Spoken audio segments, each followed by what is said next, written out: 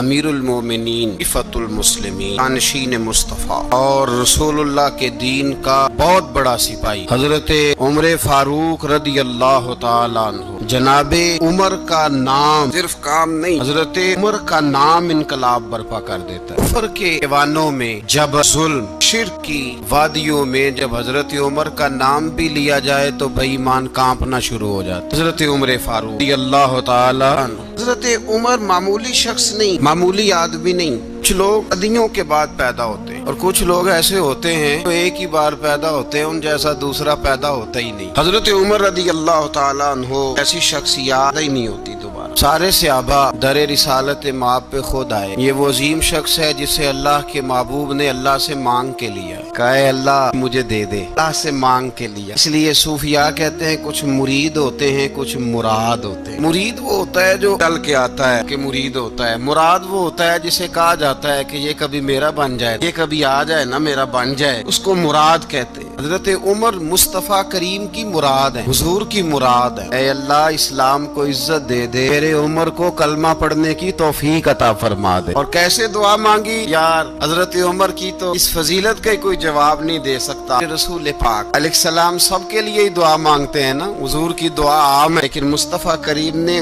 کعبے کا غلاف تھام لی اور غلاف کعبہ کو حضور نے سینے سے لپٹایا، سینے سے چمٹا کے کہا اے اللہ میں نے تو کبھی سوال ہی زیادہ نہیں کیے، میں کرنے آیا ہوں، مجھے عمر دے دے، عمر دے دے۔ حضور نے مانگ کے لیا۔ اور پھر جب جس کو حضور مانگے اللہ سے، یکم محرم امت مسلمہ کے لیے بہت بڑا دن ہے، یہ شہادت ہے حضرت عمر فاروق کی رضی اللہ تعالی۔ ہاں چھوٹی چھوٹی باتوں پہ گورنمنٹ چھٹی کرتی پھرتی ہے، چھوٹی چھوٹی باتوں، الیکشن ہو گیا تو چھٹی۔ ہمارا مطالبہ ہے حکومت پاکستان سے، اگر سر اٹھا کے جینا چاہتے ہو تو یکم محرم کو چھٹی کیا کرو، جناب عمر کے دن۔ ملت کے جوانوں کو بتاؤ اگر عزت کی زندگی جینا چاہتے ہو تو اس طرح جیو جس طرح فاروق اعظم جی کے گئے، عزت اور وقار کی زندگی۔ جمہوریت حضرت عمر سے سیکھنی پڑے گی، حکومت کرنے کے طریقے حضرت عمر سے، حیا کو سیکھنا پڑے گا کہ امیر کس طرح بنایا جاتا ہے، امیر کس طرح کے ہوتے ہیں۔ یہاں لوگ ہمیں یورپ کی مثالیں دیتے ہیں، لوگ یہاں ہمیں آ کر کے امریکہ کی مثالیں، انہیں کیا پتا حکومت کیا ہوتی ہے، کہتے ہیں جی وہ سائیکل پہ جاتا ہے ان کا حکمران۔ میں نے کہا وہ سائیکل پہ جاتا ہے؟ میرے عمر فاروق مدینے سے مکے گئے تھے تو پیدل ہی حج کرنے چلے گئے، اور جناب عمر فاروق رضی اللہ تعالیٰ عنہ عید کی نماز پڑھانے گئے، عید کی نماز عمر خطبہ عید دینے گئے۔ اور اس زمانے میں کون سا غریب ہے جو ننگے پاؤں جاتا ہو، کون سا غریب ہے جو مسجد ننگے پاؤں جاتا ہو؟ لوگوں نے تو 3 قسم کی چپلیں رکھی ہوئی، ایک مسجد جانے کی علیحدہ ہے، گھر پہننے کی علیحدہ ہے، شادی بیاہ پہ جانے کی چپل علیحدہ ہے۔ حضرت عمر فاروق رضی اللہ تعالیٰ عنہ نکلے کا خطبہ دینے کے لیے، بیوی سے کہنے لگے جوتا، نے کہا صاحب اتنی دفعہ ٹوٹا ہے اب گانٹھا نہیں جا سکتا، اتنی دفعہ ٹوٹا ہے کہ اب دوبارہ پیمند نہیں لگ سکتے۔ تو عمر کہنے لگے چل کوئی حرج نہیں ہے، بغیر جوتے کے ننگے پیر ہی چلتے۔ کہنے لگے لوگ کیا کہیں گے؟ فرمایا چپ کر، لوگ جس دن عمر نے یہ دیکھ لیا نا لوگ اس کے بارے میں کیا کہتے ہیں، اس دن عمر نہیں رہے گا۔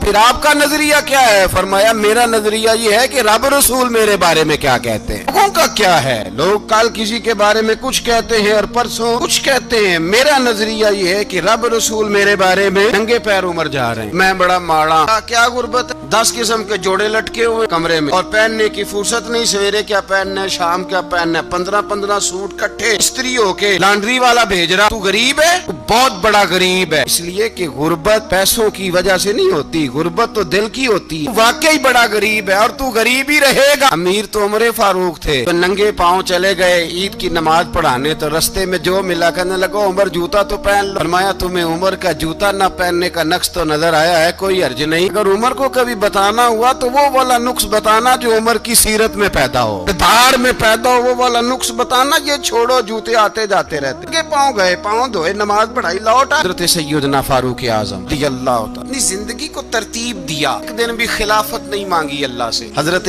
عوف بن مالک اشجعی ایک صحابی ہیں، حضرت عوف بن مالک رضی اللہ تعالیٰ عنہ فرماتے ہیں کہ جناب ابو بکر صدیق کا زمانہ تھا تو میں نے خواب دیکھا، میں نے خواب میں جناب عمر کو دیکھا اور میں نے دیکھا کہ کوئی کہنے والا کہہ رہا ہے کہ عمر وہ ہے کہ اللہ کے رستے میں کوئی اسے جتنا مرضی برا بھلا کہے یہ پرواہ نہیں کرتا، اور دوسری بات میں نے یہ دیکھی کہ عمر خلیفہ بنے گا، تیسری بات میں نے خواب میں یہ دیکھی کہ عمر شہید بھی کیا جائے گا، عمر شہید بھی ہوگا۔ یہ میں نے 3 باتیں خواب میں دیکھی۔ فرماتے ہیں میں نے آ کے خواب حضرت ابو بکر صدیق کو سنائی، خلیفہ تھے، کہنے لگے ٹھہر جا میں عمر کو بلاتا ہوں اس کے سامنے دوبارہ سنانا. فرماتے میں نے بلایا حضرت عمر فاروق کو, آ کے بیٹھے, خواب شروع ہوا. کہا ایک بات تو میں نے یہ دیکھی کہ آپ ملامت کرنے والے کی پرواہ نہیں کرتے, دوسرا آپ خلیفہ بنے گے. جناب عمر کہنے لگے چپ کر, ابو بکر کے سامنے ہی کہہ رہا ہے, چپ کر, خلیفہ کے سامنے ہی کہہ رہا ہے. ابو بکر صدیق کہنے لگے عمر اسے کہنے دو, مجھے لگتا ہے رب کی رضا یہی ہے کہ میرے بعد اگر مصطفیٰ کا ممبر ملے تو عمر کو ہی ملے, اسے کہنے دو. یہاں تو لوگ ڈینگے مارتے ہیں, یہاں تو لوگ دعوے کرتے, میرے سامنے فلانے کو بھی بٹھاؤ, فلانے کو بھی بٹھاؤ, اس کو کیا پتا, اس کو کیا پتا, یہ تو بڑکے مارنے کا دور ہے. حضرت عمر رضی اللہ تعالیٰ عنہ کو تیسری بات کہی. عوف بن مالک نے کہا اب شہید کیے جائیں گے, خواب دیکھی ہے. نیک لوگوں کے خواب بڑی حد تک سچے ہوتے ہیں. میں نے خواب دیکھی ہے. تو حضرت عمر کہنے لگے شہید تو دلیر لوگ ہوتے ہیں, جسے سارا زمانہ دلیر کہہ رہا ہے وہ اپنے بارے میں کیا کہہ رہا ہے. دلیر میں تو کاہل سا آدمی ہوں, سست آدمی ہوں, میں تو اتنا کام ہی نہیں کرتا, تو یہ خواب تو نے جو ٹھیک ہے دیکھا ہے نا پھر سے دیکھنا. ابو بکر صدیق فرمانے لگے عاجزی نہ کر, کہ ساری نہ کر, جو کہہ رہا ہے ٹھیک کہہ رہا ہے, لیکن مجھے سن کے شکر بھی ہوا ہے اور افسوس بھی ہوا ہے. افسوس اس بات کا کہ تیرے جیسا بطل عظیم چلا جائے گا, اور شکر اس بات کا کہ رب تجھے زندگی بھی اعزاز والی دے گا, اور شہادت کی موت دے کے اللہ تجھے موت بھی عزت والی عطا فرمائے گا, تجھے کاہلوں جیسی موت اللہ. او بھائی یہاں تو اس زمانے کا سب سے بڑا مسئلہ پروٹوکول ہے. لوگوں پتا ہوتا ہے کامل پیر ہے, کامل مرشد ہے, لوگ نہیں جاتے. میں کسی کا مرید ہو جاؤں میرا پروٹوکول کدھر گیا, پتا ہوتا ہے یہ کامل استاد ہے, میں اس کے پاس بیٹھوں گا تو میری تربیت کرے گا, لیکن لوگ شاگرد نہیں بنتے. میں کدھر گئی. یہ پروٹوکول کی مصیبت ہے نا, اس نے بڑے بڑے لوگ زیرو کر دیے.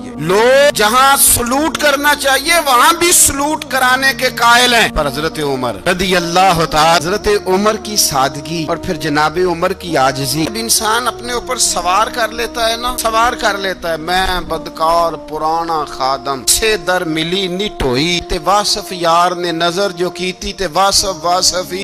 میں اکثر سوچتا ہوں حضور نے جہاں بھی کہا نا, فرمایا میرے بعد نبی ہوتے تو تاب کے بیٹے عمر ہوتے. حضور نے فرمایا عمر جس رستے سے جاتا ہے شیطان وہ رستہ بدل جاتا ہے. نبی پاک صلی اللہ علیہ وسلم نے فرمایا میرا عمر وہ ہے کہ اس کی زبان پر حق جاری. حضور علیہ الصلوۃ والسلام نے فرمایا 950 سال حضرت جبریل میرے عمر کی شان بیان کریں تو ان کی عظمت ختم نہیں ہوتی. یہ بات ہے حضرت عمر کی, اور فرمایا عمر ابو بکر کی نیکیوں میں سے ایک نیکی ہے, یہ شان ہے عمر فاروق رضی اللہ تعالیٰ عنہ. حضور نے فرمایا میرے بعد نبی ہوتے تو عمر ہوتے, گلی سے عمر آئے شیطان رستہ بدل جائے. میرے عمر فاروق کی شان 950 سال بیان ہو تو ختم نہ ہو. عمر کی زبان پر اللہ حق بیان کرتا ہے, جو عمر کہتا ہے وہی رب کر دیتا ہے. حضور ساری زندگی فضیلتیں بیان کرتے رہے, اور جواب میں کیا کہتے ہیں, کوئی بتائے نا کہ یہ والی حدیثیں کبھی عمر نے بھی روایت کی ہوں کہ حضور نے میرے بارے میں یہ کہا ہے. ان سے جب لوگ کہتے عمر تیری بڑی بات ہے تو عمر رو پڑتے,